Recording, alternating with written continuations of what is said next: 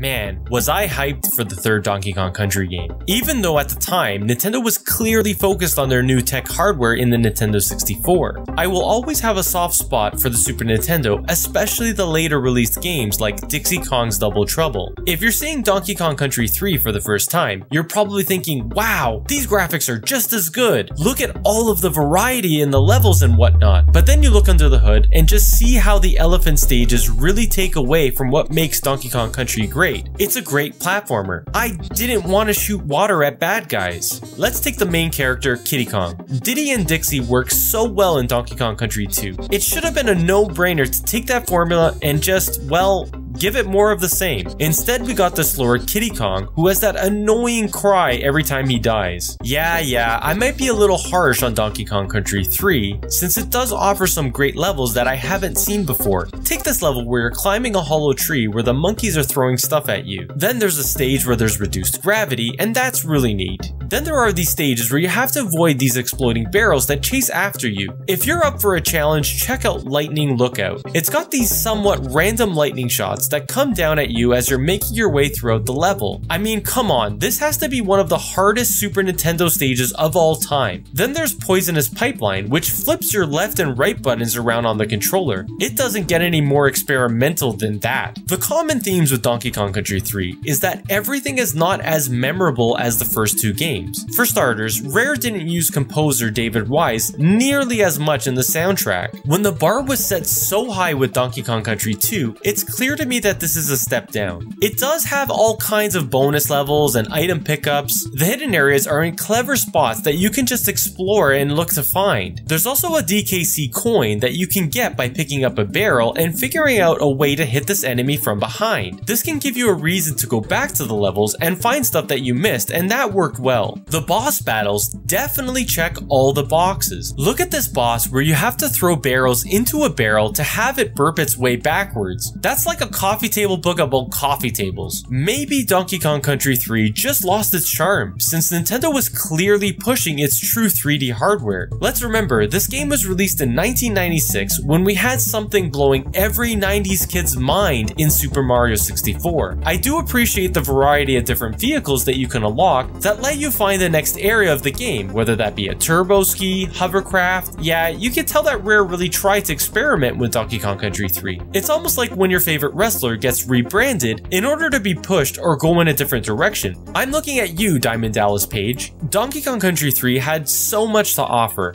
I just think it's a step down compared to the first two games. Rare had a winning formula in Donkey Kong Country 2. It should have been really hard to screw it up on the next release. And here we are talking about how Rare screwed up Donkey Kong Country 3. You can certainly do worse with your choice of platformers on the Super Nintendo, and Donkey Kong Country 3 is still a solid choice overall.